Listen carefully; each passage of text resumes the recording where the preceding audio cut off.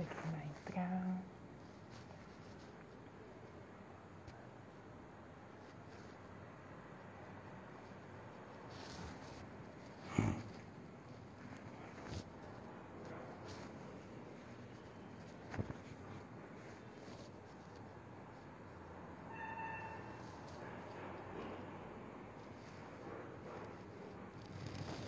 Boa noite. Vou chamar aqui a convidada.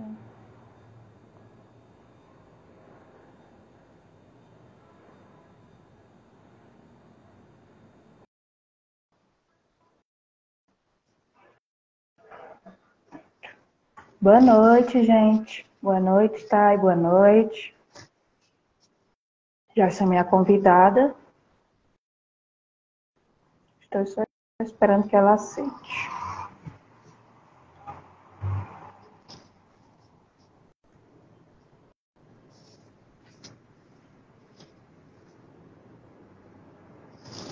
Boa noite, Thay.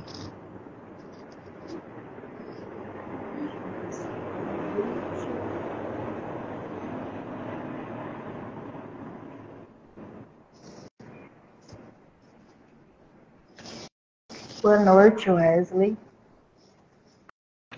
Estamos só esperando a nossa convidada aceitar o convite.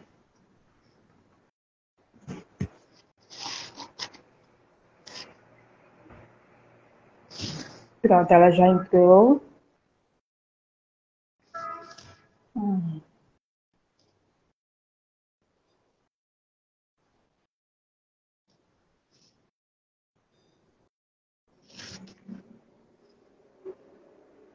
Tá dando certo aí, Ana?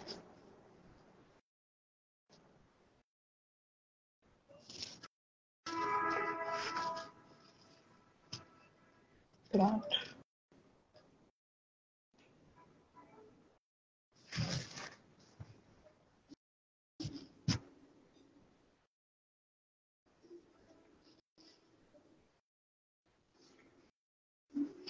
Prontinho. Vamos ver se ela entra. Oi. Oi, Olá, tudo bom? Isabel. Tudo bom? Tá aparecendo certinho aí, deixa eu ver aqui. Que eu apoiei o celular, tá dando certo. Tá tudo certinho. Bem, vamos iniciar então. Gente, boa noite. Meu nome é Luísa e eu sou a dona desse perfil, Medvet Noturna.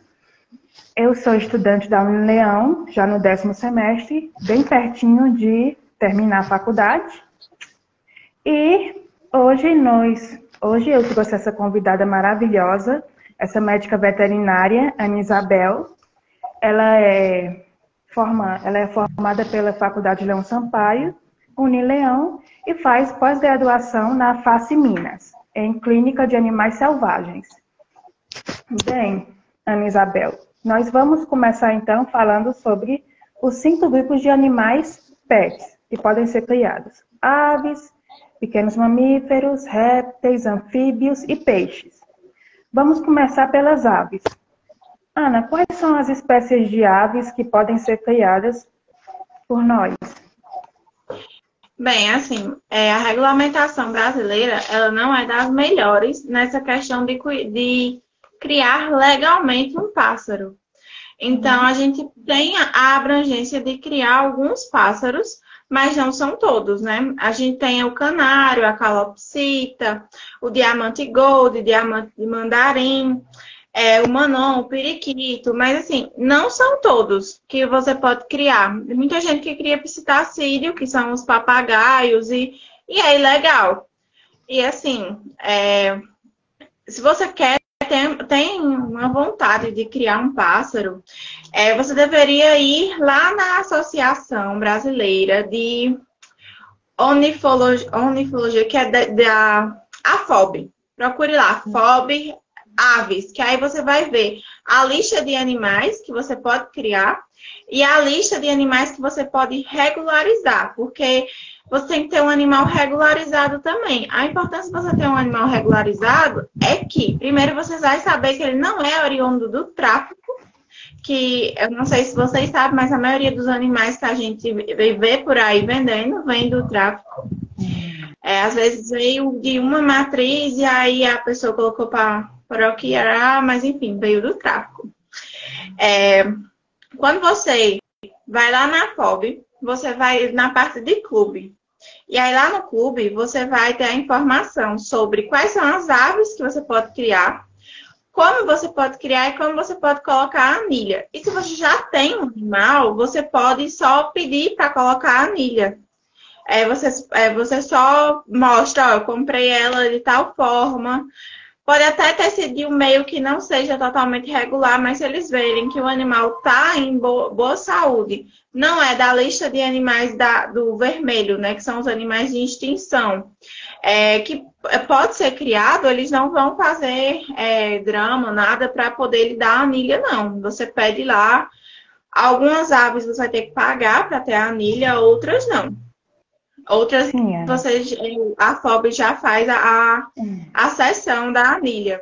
E aí você tem que ter um médico veterinário já pronto para colocar a anilha nesse seu animal. Você não pode colocar sozinho, porque existe um certo procedimento para abrir a anilha e fechar corretamente, de forma que ela não seja adulterada. Tem muita gente também que vende pássaro que quebrou o terceiro dígito dele para poder colocar a anilha e aí fingir que o animal ele é de uma procedência legal, mas na realidade não é.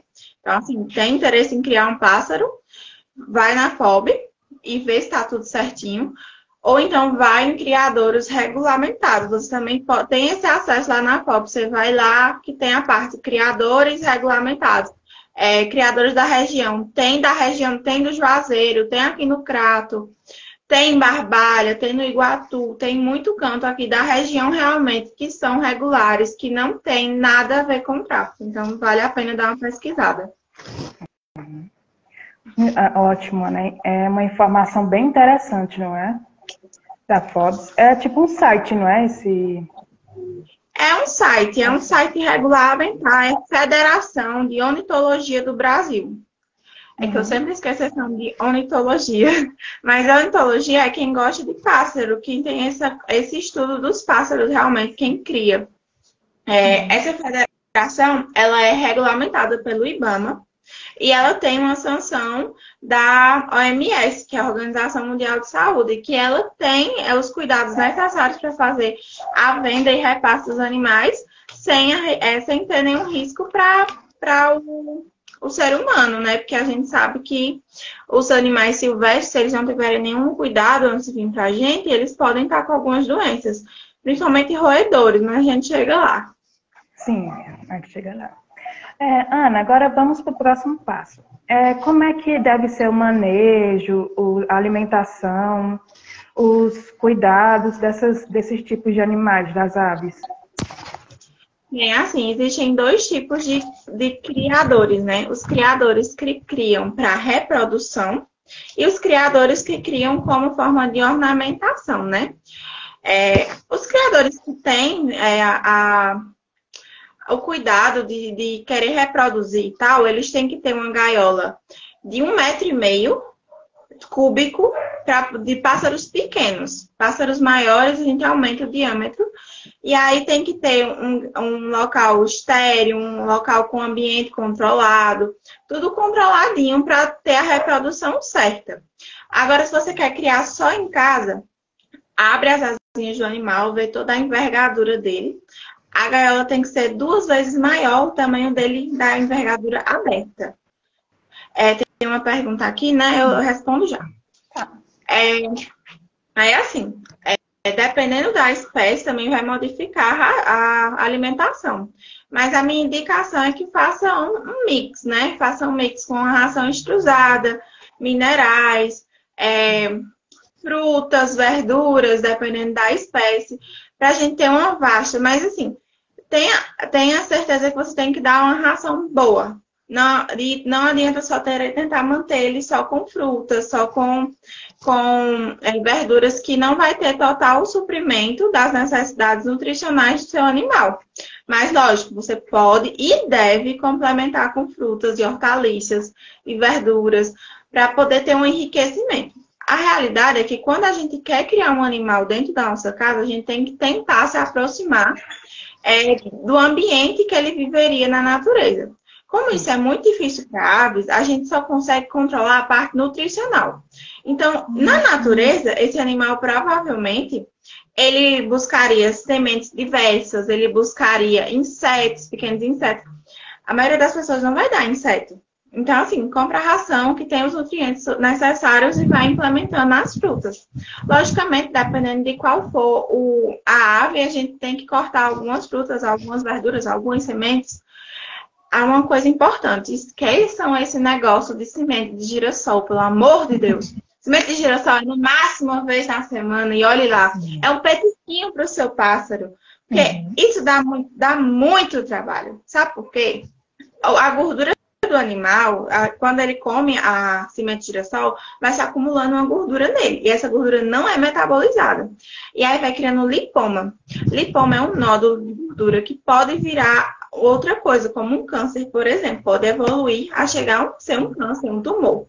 Mas geralmente fica só no lipoma. Mas qual é o grande problema do lipoma? O lipoma, ele vai se acoplar lá na cloaca, que é onde o animal vai defecar.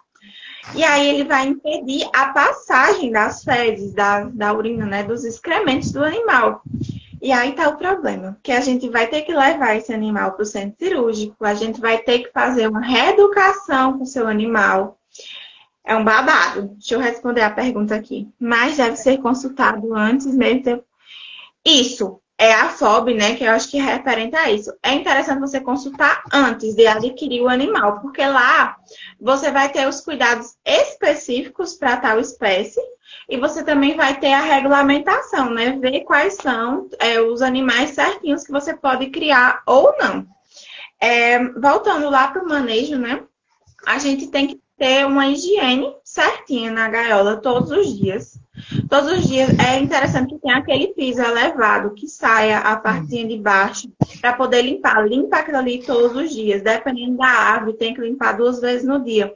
Aves como pequenos falcões, essas coisas a gente tem que limpar 2 vezes ao dia. Mas lembrando que pequenos falcões a gente tem uma parte a par, né, para poder fazer a criação. Mas deixa eu pensar aqui, canários, por exemplo. O canário, apesar de ser uma ave pequena, ele tem ele tem uma produção de excrementos grande, então a gente tem que fazer a limpeza frequente. É interessante que faça 2 vezes ao dia. Não conseguiu, faz pelo menos 1 vez ao dia. 1 vez na semana tem que lavar tudo. Tira o teu animal da gaiola, bota ele em outra gaiola, mesmo que seja menorzinha, lava tudo com água e detergente neutro.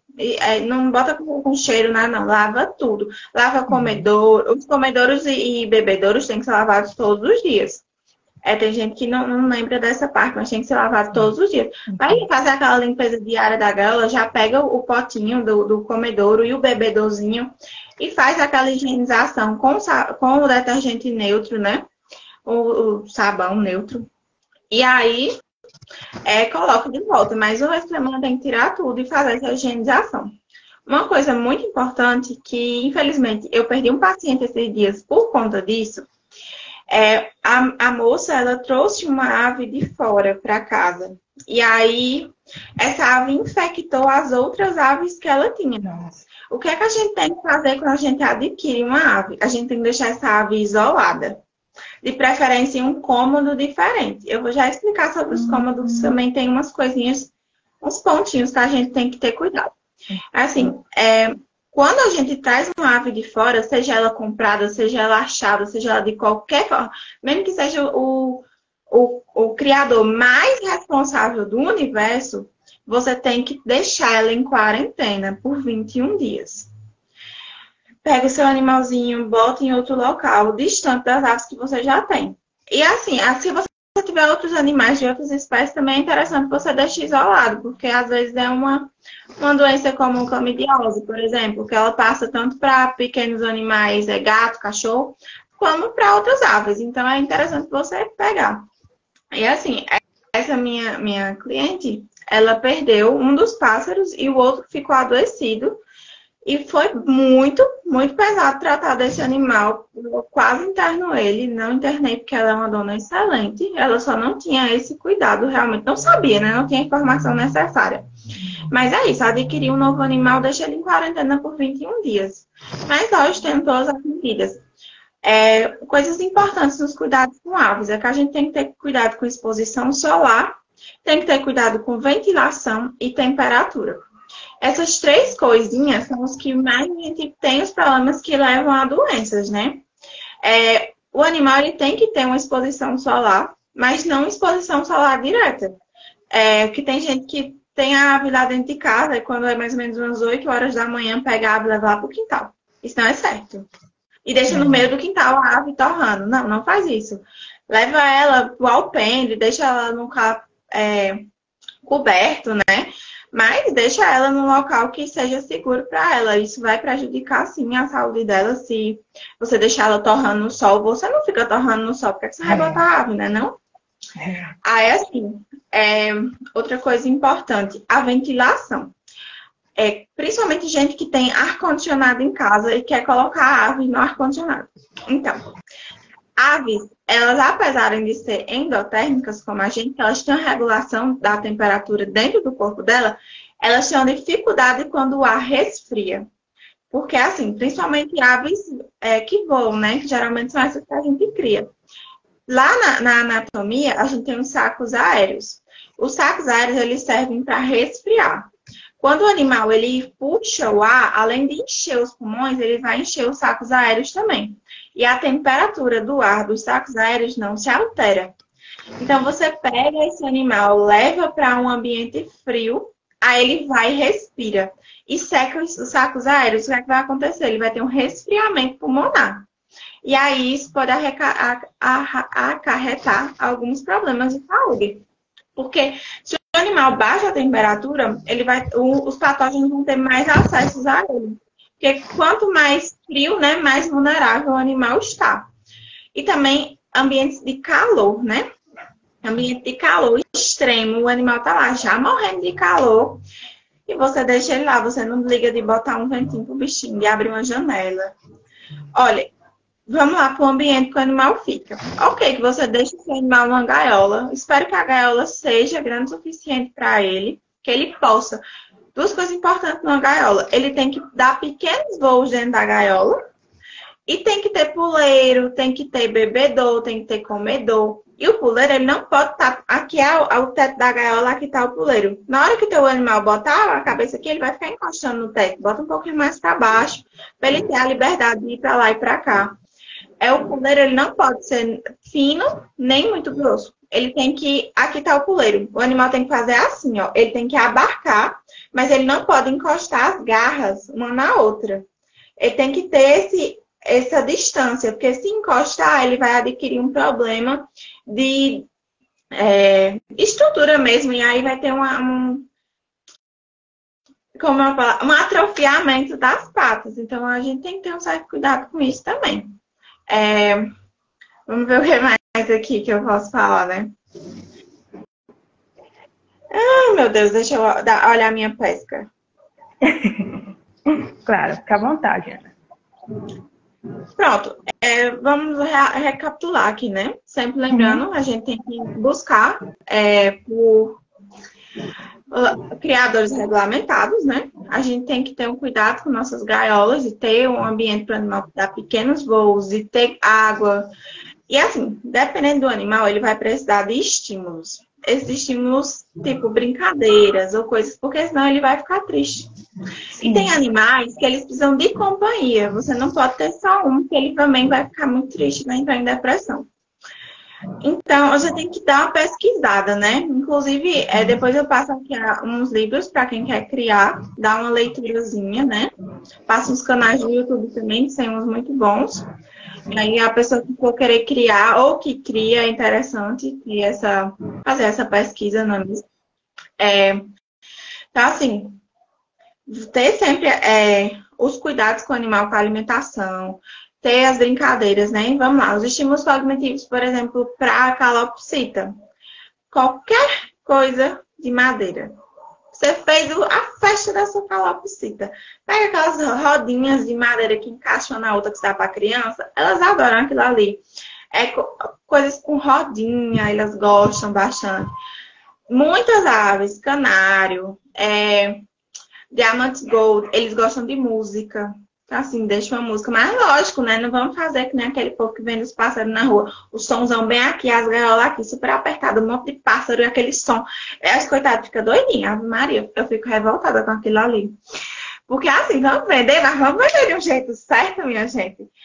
Eu fico agoniada. Eu acho que foi antes de ontem, eu fui ao Juazeiro e tava muito quente mesmo. E as aves no sol, não tinha uma sombra. O som super alto, um monte de gente passando, as coitadas agoniadas. Minha Nossa Senhora. Aí você vai adquirir uma ave dessa, você já vai ganhar uma ave com problema, infelizmente. Uma coisa importante da gente avaliar, mesmo de criadores regulamentados e tudo, é quando a gente for comprar a ave, né? Ver se ela não tá com as patas com crosta, não tá com deformações no bico, não tá com pouca penugem, não tá com as penas ressecadas. É sempre interessante a gente ver isso, porque se tiver, geralmente é algum probleminha de saúde. E aí não é interessante a gente já adquirir um animal com problemas de saúde, não é mesmo? E pode fazer a pergunta. Tá bom. Vamos agora para o outro grupo.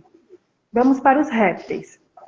Ana, eu estava vendo que existem vários tipos de répteis que podem ser criados. Tipo, nós temos as cobras. Nós temos a jiboia, a cobra do milho, a falsa coral, a piton, né? Essa informação é verídica? Elas podem ser criadas mesmo? Podem ser criadas. Não são muitas variações de cobra. A gente tem quase todas as jiboias brasileiras que podem ser criadas em cativeiro, mas fora as jiboias são pouquíssimas que a gente pode criar. A gente tem a cobra rateira, cobra do milho, mas são poucas, sabe? Não pode criar. Por exemplo, eu não posso ter uma python no meu apartamento. Eu não posso. Sim. A gente tem que ter muito cuidado também com essa certa... Eu já recebi a oferta de cobra de python para vender. E aí, logicamente, eu fiz a denúncia, né? Porque mandou para a pessoa errada. Mas, assim, quando a gente quer criar um animal desse, a gente também tem algumas espécies de quelônios, né? Que são o jabuti, a tartaruga d'água.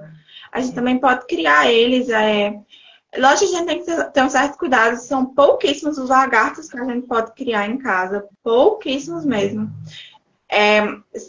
Eu não consigo me lembrar de nenhum agora para te dizer, assim, mas são pouquíssimos. Eu sei que são 2 ou 3 que a gente pode criar, mas eu não consigo me lembrar do nome agora. E a gente vê muita gente aí criando dragão barbudo, a gente vê gente criando teiu, a gente vê gente criando diversas coisas. Olha, tem um livro chamado O Livro Vermelho da Fauna. Esse livro, ele está disponível para todo mundo na Polícia Ambiental. Vai lá no site da Polícia Ambiental e você baixa esse livro. Lá tem todas as espécies que estão arriscadas de tráfico e que estão correndo algum tipo de perigo, né? Assim, de se perder no meio da bagaceira e tal. De extinção. Então, antes da gente ver, a gente viu esse animal sendo vendido e aí a gente vai lá no livrinho e vê, esse animal tá aqui? Porque às vezes, se você vê um animal desse, você pode estar salvando uma rota de tráfico, impedindo uma rota de tráfico inteira, se você denunciar aquele animalzinho que tá ali sendo vendido de forma ilegal, entende? Sim. Tá? Sim. Assim, voltando lá para as cobras, né? Se você tem uma cobra, tudo certinho, chipada, bonitinha, que é diferente das aves, a gente bota um microchip em répteis, que até, assim, de lagarto dá pra botar anilha, mas a cobra, como é que você vai botar uma anilha numa cobra, né? Aí a gente faz uma inserção logo abaixo do atlas, que é o osso que a gente tem aqui na cabeça, ou as cobras também têm. E a gente faz uma inserção ali e coloca um microchip, que esse microchip tem a mesma função da anilha, os mesmos dados. E é isso. Quando a gente pensa em cobra, a gente geralmente cria num terrário, não é mesmo? O terrário tem que ser 3 vezes maior do que o animal inteiro. Então, se a cobra tem 2 metros, tem que ter 8 metros. 8? Tô exagerando, deixa eu ver. Não sei, minha gente, sou ruim de cálculo, mas acho que é 8 metros. Deixa eu ver. É 8 metros, né? Uhum. De 6 a 8 metros, é por aí. Sim. Péssima em matemática. Tem que ter isso. E tem que, quando a gente pensa em cobra, lagarto, esses animais que têm uma certa habilidade, a gente também tem que avaliar a cobra, né? Se for um animal rasteiro que não sobe em nada, a gente não precisa botar um terrário vertical. Mas, por exemplo, eu peguei uma rateira. A rateira, ela tem os hábitos de subir em árvores, de descansar nas alturas. Então, a gente faz um terrário vertical. O que é um terrário vertical? É um terrário que, em vez de ser deitado assim, né? Ele vai ser assim. Mas, lógico, a gente tem que ter uma largura e uma altura dele. Não pode ser também estreitíssima. E aí, nesse terrário, a gente tem que ter cuidado com temperatura. A gente tem que ter cuidado com o que está lá dentro, a fauna ou a flora que você colocou lá dentro, porque tem plantas que vão fazer mal. Então, se você quer criar um animal desse, saiba que você vai gastar. E você está tirando o animal de um habitat natural, de um local 100%, para levar ele para sua casa. Então, você tem que arcar com os custos de você ter um animal desse na sua casa. Então, você quer ter um animal desse? Você tem que ter uma lâmpada de cerâmica, que ela faz o aquecimento sem colocar luminosidade no ambiente. Uma lâmpada de cerâmica é R$400 para um terrário pequeno. Uhum. Então, se você quer ter, vai logo ciente que você vai ter gasto. Mas, lógico, dura uma vida toda. É um gasto uma vez na vida, que a cobra não vai queimar a sua lâmpada. Assim, você tem que ter dois ambientes de temperatura no seu terrário. Um quente e um frio. O frio que eu digo é que não vai ter uma regulação térmica. Então, se o terrário está aqui, deixa eu pegar alguma coisa aqui. Peraí. Pronto, tá aqui. Se o terrário, o teu animal fica mais aqui, tu vai colocar, esse aqui todo é o terrário, tá? O teu animal fica mais aqui, nessa área que, vamos dizer que ele tem uma árvore aqui, alguma coisa assim, que ele possa se escalar. Você vai colocar a luz desse lado, que aí vai aquecer gradativamente desse para esse lado. Esse lado aqui vai estar mais frio, concorda? Esse aqui vai estar mais quente. Então, quando o seu animal estiver com mais frio, ele vai para esse lado. Quando ele estiver com mais calor, ele vai para esse lado. Porque ele é psilotérmico, né? Ele não tem a regulação térmica como a gente. Tem outras maneiras, né, de você colocar, mas eu não recomendo. Tem muita gente que usa aquela luz fluorescente, né? Aquela que é amarelinha. Usa aquela de dia e de noite usa uma infravermelha. Que tem um mito por aí que o animal não enxerga infravermelho. Eu vou desmistificar isso aqui, que ele enxerga sim. E ele não vai gostar de uma luz na cara dele a noite todinha. Então, pelo amor de Deus. Mas é por conta do aquecimento, realmente. A gente tem que ter também no terrário termômetros. Porque a temperatura não pode subir demais nem descer demais. A gente tem que ter uma regulação. E essa regulação vai depender de onde é o ambiente nativo do seu animal. Juntando aqui a parte dos anfíbios, que a gente cria basicamente da mesma forma de répteis, com terrário e tudo, os anfíbios, a gente tem um grande problema com temperatura. Porque não pode ficar frio demais, nem pode ficar quente demais. Tem que ter uma temperatura 100% igualzinha. Se aumentar um pouquinho, o teu anfíbio vai entrar em sofrimento. Então, assim, vamos aqui na rã touro. A rã touro é uma rã gigante, que ela tem uma temperatura ideal em 29 graus. Se você cria ela num ambiente controlado, que é um terrário, e subir a temperatura em 1 grau, a tua rã touro vai entrar em sofrimento. Aí o que é que vai acontecer? Ela vai ter uma descamação da pele. E isso é péssimo para a saúde do animal, não é mesmo? Então, quer criar anfíbio? Anfíbios são quase nenhum é liberado no Brasil. Tem 2 anfíbios que são liberados no Brasil, que é o sapobrégio e o Aneophilidae. Não sei o nome popular, só sei esse que é o científico. Que são 2 sapos, não são rãs, não, é sapo. São 2 sapos que você pode criar. O sapo, aquela perarecona que a gente vê aí no meio, que o povo diz, ai, que sapo gigante, aquilo ali a gente pode criar dentro de casa, tranquilamente. E o Ibama não vai bater na sua porta e carregar. Mas é interessante que você compre ela de um criador, porque se eu pego um animal desse no meio da rua e levo para minha casa, tanto de doença que esse animal pode ter, eu vou botar dentro da minha casa, a gente tem que pensar nisso também. Mas assim, eu esqueci de uma coisa muito importante das aves. Voltando lá para as aves rapidinho. As aves precisam tomar banho 2 vezes na semana. Então coloca uma tigelinha, pode ser de plástico, de porcelana, dentro da gaiola para ela se banhar e ser feliz. Eu esqueci desse detalhe, porque tem muita gente que deixa as coitadas sem tomar banho. E elas gostam de tomar banho. E se você cria elas num ambiente solto, melhor ainda, deixa a torneira aberta, que elas vão amar. Principalmente calopsita. Calopsita ama a torneirinha aberta.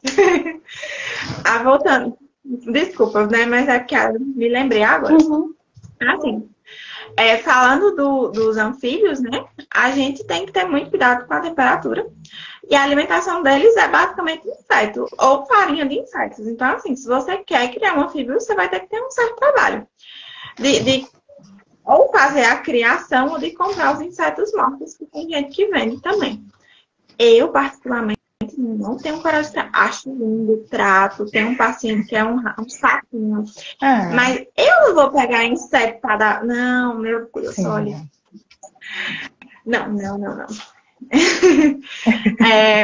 Assim, se for uma tartaruga, né, um quelônio, é interessante que o terrário seja vertical, que ele tenha um maior comprimento do que uma altura. E também, se for, por exemplo, uma tartaruga da água, né, você tem uma área com água e uma área seca. E é interessante para esses animais que a gente tenha pedras térmicas ou tapetes térmicos abaixo da parte da água, para a água não ficar tão fria. Porque a água parada tem que ter... E assim, a mesma coisa das aves. Uma vez por semana tem que tirar tudo e limpar tudo. Mas todo dia tem que fazer a limpeza, assim, profilática, né? Aquela limpeza... tem fezes aqui, vou tirar. E principalmente se for anfíbio, porque o cheiro é bem desagradável. Você vai querer limpar o terrário todo dia, você vai querer lavar todo dia. Assim, usa o sabão neutro, faz aquela limpeza geral, deixa uma buchinha específica para fazer a limpeza do terrário, para não ter nenhum problema. E muito parecido também com os anfíbios e os répteis, a gente tem os peixes, né?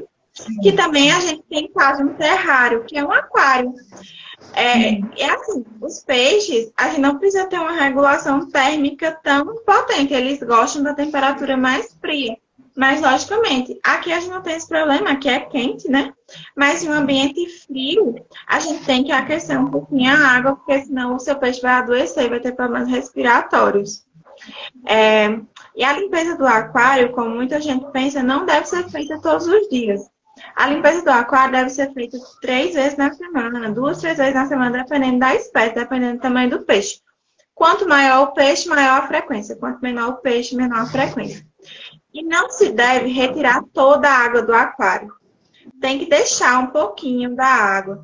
Tira os peixes na água do aquário e coloca dentro de outro aquário, outro recipiente, enquanto você faz a limpeza. E deixa um pouquinho de água do passado, a água suja, realmente. Porque essa água está com pH equilibrado. E a gente não vai ter problema, né, de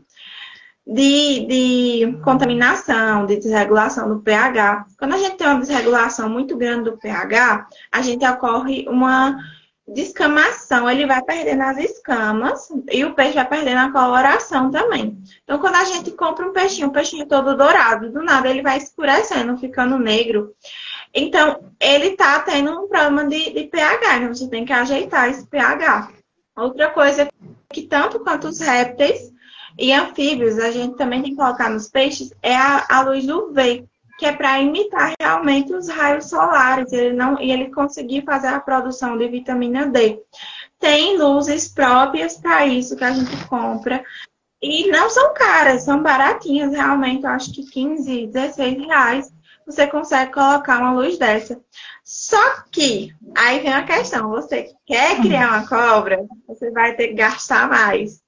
Por quê? Porque a cobra não vai se adaptar com aquela luzinha. Elas não gostam da luminosidade, daquela luzinha baratinha. Então, a gente tem que comprar uma mais cara, que é a luz termofluorescente, que é uma luz também tem a liberação de UV. E essa luz é R$ 1.200. Eu acho extremamente caro. Mas se você quer criar um animal desse, você vai gastar. Eu já aviso. Se você tem interesse em criar um animal desse, você tem duas opções. Você pode ir no IBAMA e perguntar de criadores liberados para fazer a venda desses animais. Ou você pode ir no Insetas e ver se um animal que não tem a recuperação, que precise de um ambiente. Se você provar para os Insetas que você tem condições de dar uma vida próxima à natural desse animal, então eles vão liberar o seu cuidado.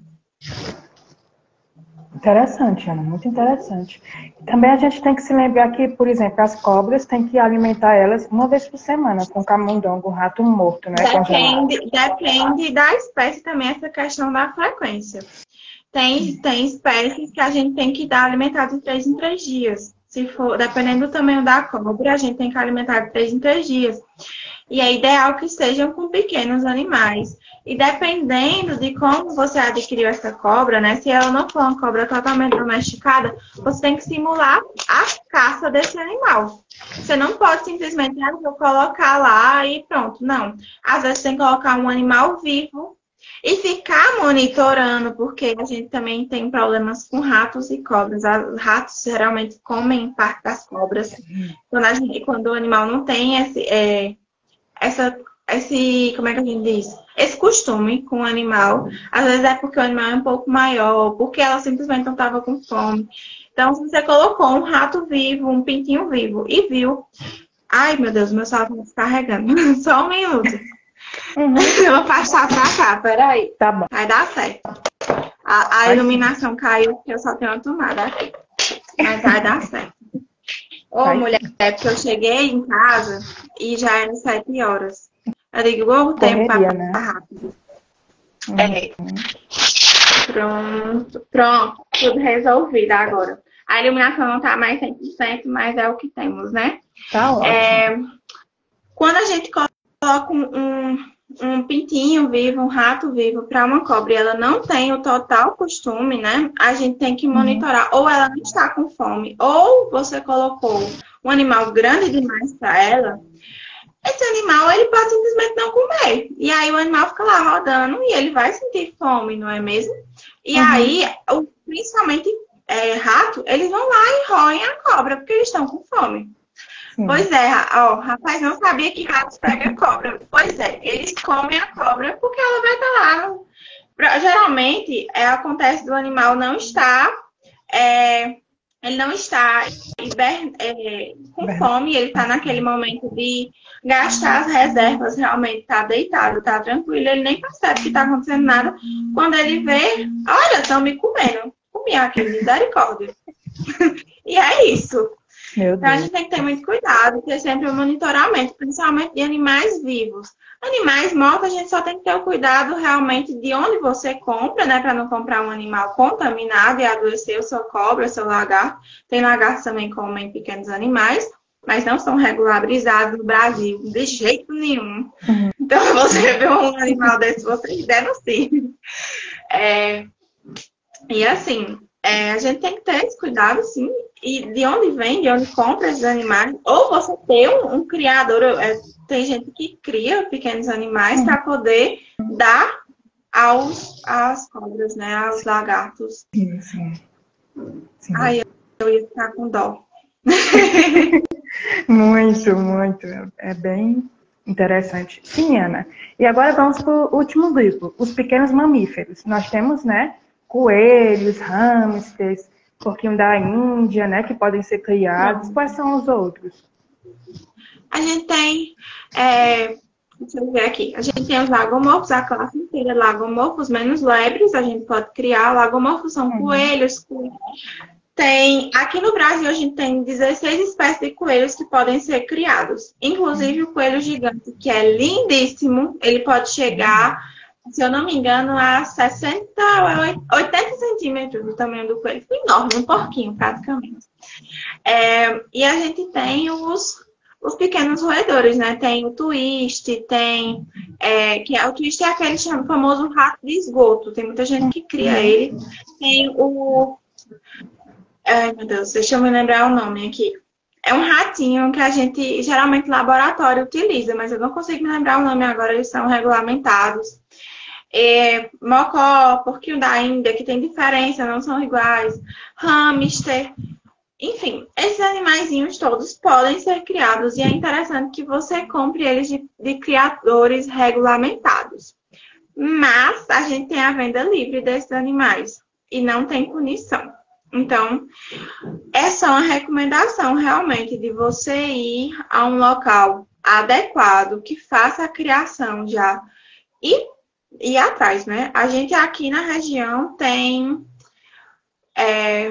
como é o nome, meu Deus do céu? É o Centro de Proteção a Roedores, que funciona em Barbalha. Então, lá a gente tem essa adequação de, tem um criador regulamentar aqui, Esse centro ele foi criado por conta dos abusos em experimentos com esse tipo de animal. Então, eles atuam mais nessa parte, sabe? De ver se os experimentos estão dentro do acordo. Mas a gente aqui na URCA tem um biotério que é de experimentos. Então, esse biotério, ele tem muitos animaizinhos. Inclusive, se você puder, você pode visitar lá. Eu recomendo. Se você tem interesse nessa área, você vá lá, veja como funciona. Eles também podem lhe dar dicas de como criar um twister, que são os ratos que eles utilizam lá. Mas vamos lá. Aos cuidados que a gente tem que ter com, principalmente, pequenos roedores. Pequenos roedores são animais de fácil manutenção. A gente só tem que limpar o ambiente dele, dar comida e água normalmente. E assim, dependendo da espécie, a gente tem que adequar. Porquinho da Índia, mocó, hamster, a gente tem que colocar feno para eles, além do resto da alimentação. E aquela ração horrorosa que vendem por aí, que parece uma mini paçoquinha, para de dar aquilo ali, pelo amor de Deus. Olha, o tanto de problema que eu vejo por conta daquilo ali. É mais interessante, quando você quer criar esse animal, que você dê frutas, verduras e faça só a suplementação. A suplementação com ômega 3, suplementação com outras coisas que o animal possa precisar. Mas se você der feno, ômega 3 e frutinhas, tá show. É assim, o mais importante para todos os roedores e lagomorfos são as formas de desgaste dos dentes. Porque os dentes crescem, eles não param de crescer e eles vão se enrolando dentro da boca e podem causar perfurações. O animal vai parar de comer e aí ele vai ter um emagrecimento progressivo cada vez pior. E não é fácil, não é só, lixa o dente, arranca o pé. Não, não é só isso. O teu animal vai ter um prejuízo muito grande na saúde dele. E assim, vamos supor aqui um caso clínico, certo? Uhum. A gente pegou um porquinho da Índia. Esse porquinho da Índia faz 6 dias que ele não come. 6 dias, vamos lá. Esse animal tá magro, tá desidratado, tá com dor e provavelmente está com edema. Edema é inchaço. E a gente vai lá avaliar e ver que os dentes estão causando uma perfuração. Porque os dentes já estão inervados, já estão com o canal formado. E aí o que é que a gente vai fazer? A gente vai fazer o corte até onde dá e lixar. Mas pensando que esse animal já está num crescimento há 1 ano desses dentes, que ele está com a alimentação incorreta há 1 ano. E a gente faz, repara, não vai ficar 100%, porque o dente já está grande demais, então ele vai continuar tendo dificuldade para comer, e a gente vai mudar a alimentação dele para não voltar a crescer os dentes, vai colocar objetos para fazer o desgaste. Imagina o trabalho, e esse animal talvez não se adapte. Principalmente porquinho da Índia, ele pode não se adaptar, porque eles gostam de uma... ventania aqui. Eles gostam de um tipo de alimentação específica, sabe? Então, assim, se eu dou, desde sempre, eu dou frutas, eu dou hortaliças, eu coloco feno para ele, eu não vou ter problema. Agora, desde sempre eu compro aquela raçãozinha fuleiragem, que nem extrusada é, e dou para o meu animal, ele só vai acostumar com aquilo ali. E aí você vai trazer um animal que já está com fome, já está desidratado, para poder comer uma alimentação totalmente diferente, talvez ele não se adapte. Então, pensando na parte financeira, você vai gastar muito e pode não ter retorno, e você pode perder seu animal. Sim. Principalmente porquinho da Índia e hamster, eles têm muita facilidade de adquirir problemas dentários. A gente tem que ter muito cuidado com a alimentação deles e com as formas de desgaste. Coloca canela, coloca madeira, coloca pedrinhas, aquelas pedrinhas brancas que o pessoal coloca em vaso, coloca aquelas pedrinhas que eles fazem, dá uma mordidinha naquilo ali, faz o desgaste natural dos dentes. Na natureza, esse animal tem que roer para comer. Então, se você está privando ele disso, você está causando sofrimento ao seu animal. Pensa nisso também. Já os lagomorfos, a maioria dos problemas é por conta de deglutição de pelo. Por quê? Principalmente fêmeas. As fêmeas, elas têm um hábito de arrancar todos os pelos da barriga, quando elas vão parir, vão ter os filhotes, e formar um ninho para os filhotes dela com pelos. Se o teu animal não tem a alimentação correta, não está com os dentes 100%, ele vai engolir o pelo. E esse pelo vai se acumular. E aí você já vai vendo nas fezes. As fezes é uma aqui, uma cordinha, outra aqui, uma cordinha. Aí você já vê, tá engolindo o pelo. E geralmente não dá para resolver só com a alimentação. A gente tem uma ração bem parecida com a de gato, não é aquela de gato que a gente dá para acabar com o coelho. A gente tem uma bem parecida para coelhos também. E a gente dá, vê se funciona. Se não funcionar, a gente vai ter que abrir o intestino do teu animal. Daí tem um risco muito grande de aderência. A gente tem que ter muito cuidado. Se a alimentação dele estiver correta, ele vai tendo um desgaste total dos dentes, ele consegue arrancar e cuspir os pelos. Se ele não estiver tendo, ele não vai conseguir cuspir direito, aí vai sobrar pelo na boca dele e quando ele for comer, ele vai engolir. Então, a gente tem que ter muito cuidado com isso. Mas é lindo, um ninho de coelhinho, eu acho a coisa mais linda. E não se preocupe, se você viu um coelhinho parir e tal, fez o ninhozinho dele, vai nascer os pelos novamente. Não tem problema. Após mais ou menos um mês, os pelos começam a nascer. Sobre a reprodução, a gente tem que ter muito cuidado com temperatura para todos esses animais. Principalmente para répteis e para aves. Porque a gente, por exemplo, eu quero fêmeas e machos. A gente tem que regular a temperatura bem para sair fêmeas e machos. Se a gente não regular a temperatura bem, só vai vir fêmea ou só vai vir macho. No caso das aves, só vem macho se a temperatura estiver muito elevada. E no caso, no momento da reprodução. Já os répteis é diferente. A sexagem vai acontecer dentro do ovo. Mas aves acontece no momento da reprodução. Ocorre a passagem e a formação do óvulo direitinho antes de ser colocado no ovo, né? Depois a gente pode ver essa questão da anatomia da reprodução, pode ser outro tema pra gente. A gente tem essa divisão na hora da reprodução, por isso tem que ter controle da temperatura, nem deixar levar demais embaixo demais, tem que ter uma temperatura boa para o seu animal.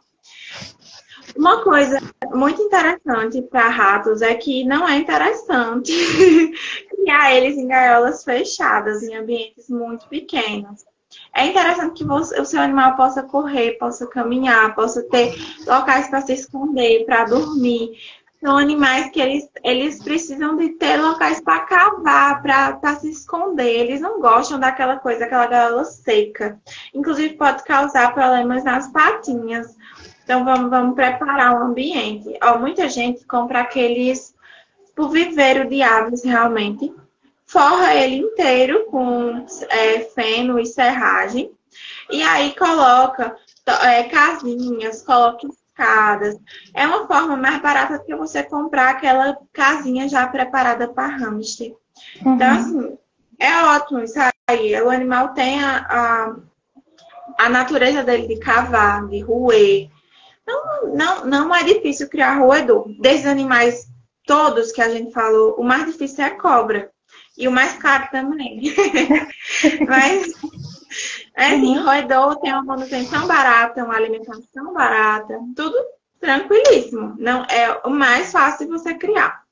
E assim, você só precisa fazer a limpeza total do ambiente uma vez por semana. Então é tranquilo demais. E se tiver em época de reprodução, seu animal tá com filhotes, não limpa teu ambiente total. Pelo amor de Deus, espera os filhotes ter pelo menos um mês, aí você faz a limpeza total. Porque eles são muito frágeis para você fazer a retirada, colocar de volta. Apesar que roedor é totalmente descuidado com os filhotes, né? Mas eles estão tão vivos, deixa os bichinhos. Aí, se você retirar, você tá tirando da forma de cuidado da mãe deles. Porque eu não sei se vocês já viram, mas roedores com filhotes, eles rebolam os coitados. Eles deixam cair. É assim que eu digo, minha Nossa Senhora, cadê a aula de maternidade para essas ratas? Jesus? Mas tá tudo certo, tudo sob controle.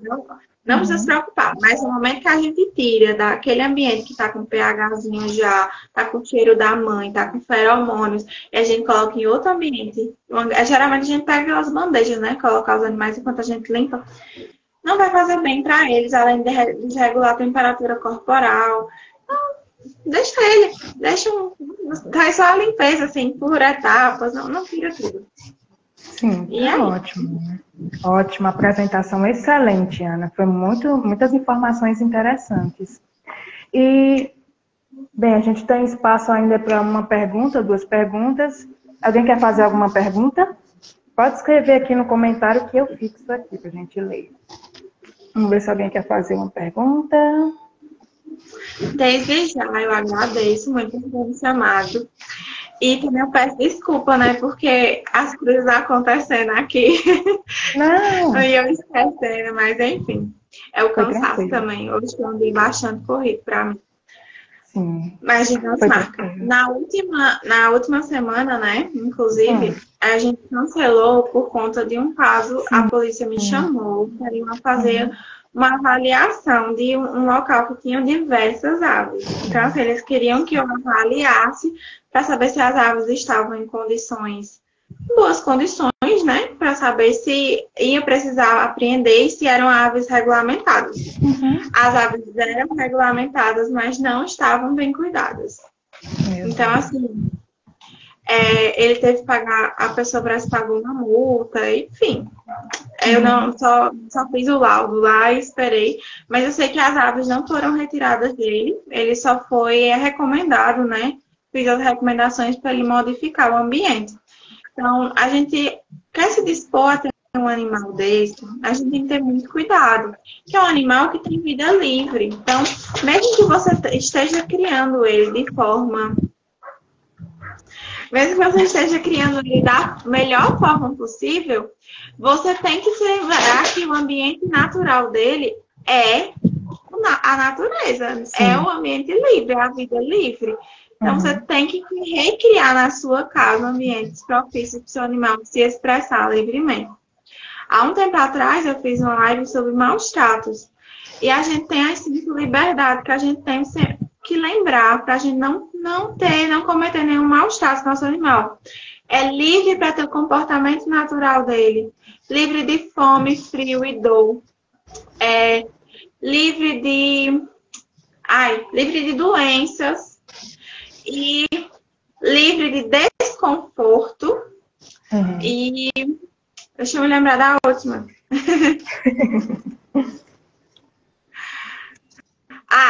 Com assistência médica veterinária. Essa é uma coisa muito importante. Quer ter um animal? Lembre que você tem que visitar o veterinário também. Todo animal precisa visitar o veterinário. Os tutores, a gente tem que se lembrar que se eles fizerem um check-up 6 meses do seu animal, pelo menos uma vez no ano, faz lá no mês que tiver menos conta, menos coisa, eles vão economizar.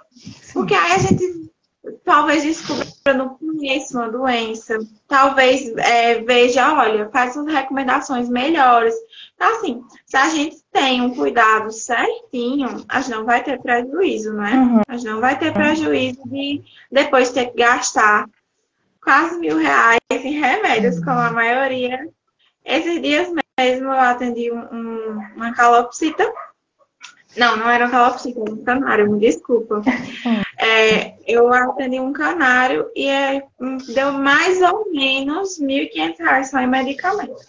Eita. Porque a pessoa adiou a ida ao veterinário, o animal estava com fratura.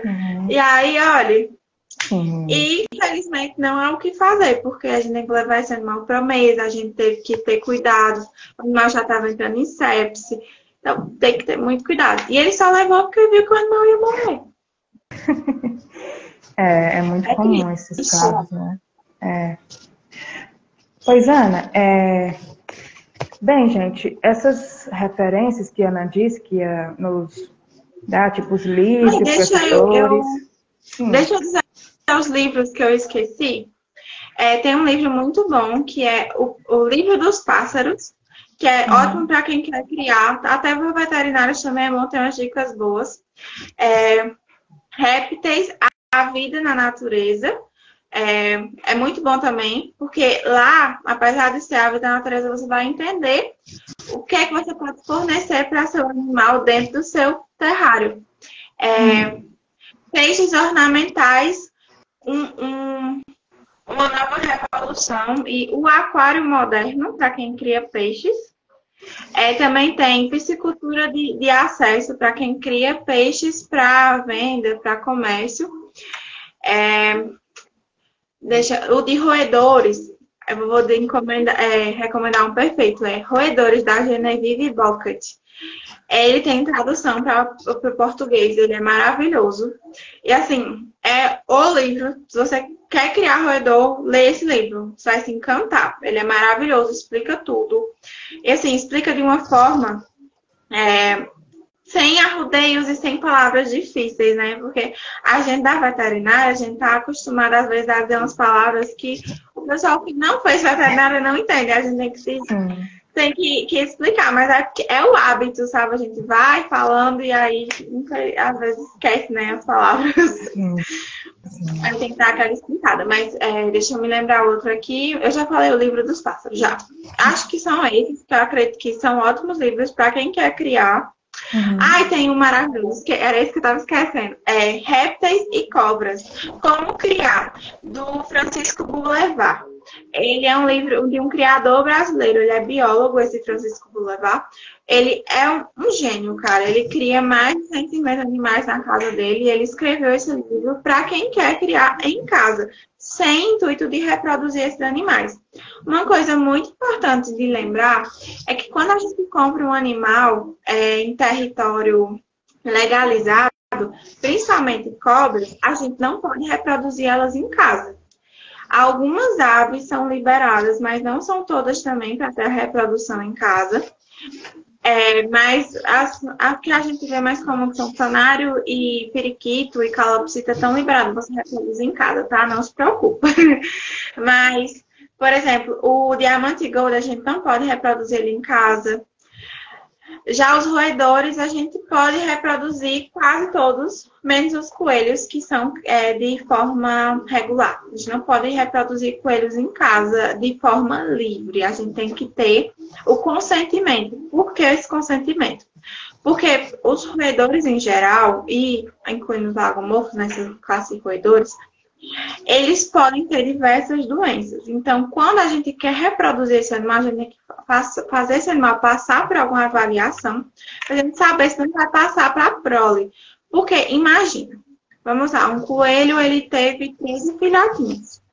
E esses 13 estão com leptospirose. E aí, 2 escapam. Um vai para o lado do juazeiro e o outro fica aqui pelo prato. E aí, todos os animais que entrarem em contato com ele, eles vão ter leptospirose, né? Porque a transmissão de leptospirose pelo coelho ocorre pela urina. Então, ele vai urinar e aí a gente vai ter um contágio. Então, e também, uma coisa importante de você adquirir roedores de criadores regulares, principalmente o twister. O twister é aquele rato grandão que a gente conhece como rato de esgoto, que a gente tem um preconceito enorme, que ele é carregado de doença. Mas a gente compra de um biotério legalizado, a gente vem ele já geneticamente modificado, geneticamente limpo, como a gente costuma dizer, que não vem com nenhuma doença, vem natural. Mas infelizmente, para esse tipo de animal, a gente não tem vacinação. No exterior, nós temos a vacinação para aves, mas no Brasil não é permitida, porque, de alguma forma, o IBAMA entendeu que essa vacina ia estimular mais ainda de terem pássaros em casa. Eu particularmente não entendo e acho que deveria ser liberada a vacina sim. Mas a gente pode fazer a vermifugação, acompanhamento e evitar algumas doenças, né? Uhum. Massa. Pois muito obrigada, Ana. Assim, essas Muito literaturas obrigada. que você acabou de citar, eu posso colocar no meu perfil, disponibilizar para vocês, seguidores. E assim, Ana, devido ao nosso tempo curto, a gente vai encerrar essa live. Eu agradeço imensamente por ter aceitado o convite, Ana. Foi muito boa a sua palestra. Ajudou demais a gente ter uma noção sobre os cuidados com esses animais e tudo. E é isso, eu queria agradecer e boa noite. Boa noite, Lu. Muito obrigada pelo convite. Eu adorei estar aqui. E sempre que você tiver essas ideias maravilhosas, pode me incluir. Tchau, Pronto. pessoal. Tchau, gente.